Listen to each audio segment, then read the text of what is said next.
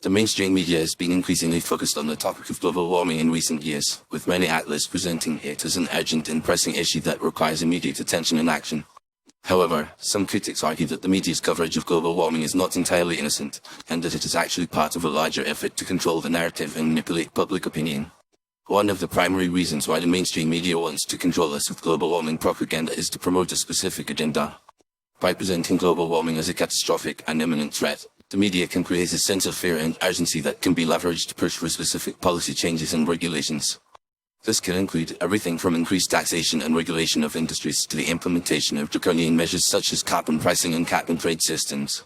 Furthermore, the media's coverage of global warming is often heavily biased and one-sided, with very little attention given to alternative perspectives or skeptical viewpoints. This can create a false narrative that global warming is a universally accepted fact, and that anyone who questions it is somehow ignorant or misinformed. By presenting only one side of the story, the media can create a kind of groupthink that discourages critical thinking and dissent. Another reason why the media wants to control us with global warming propaganda is to justify increased government control and intervention in our lives. By presenting global warming as a global crisis that requires a collective response, the media can create a sense of urgency and necessity that justifies the expansion of government power and authority. This can include everything from increased surveillance and monitoring to the implementation of strict regulations and controls on individual behavior.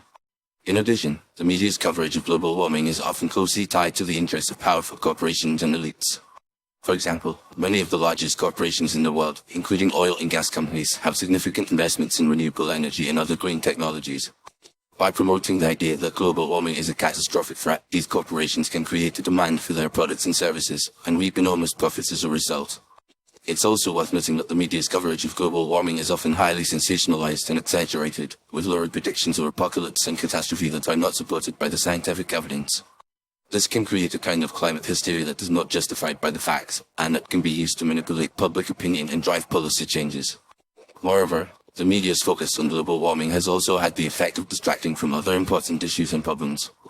By presenting global warming as the most pressing issue of our time, the media can create a kind of tunnel vision that ignores other critical challenges such as poverty, inequality, and social injustice.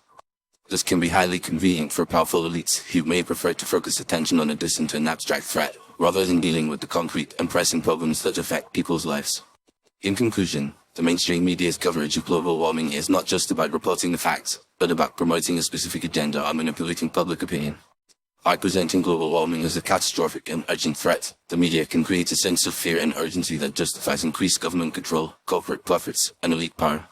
It's essential to approach the media's coverage of global warming with a critical and skeptical eye, and to recognize the ways in which propaganda and manipulation can be used to control our perceptions and shape our opinions. By doing so, we can begin to see through the smokescreen of global warming propaganda and focus on the real issues and challenges that face our world today.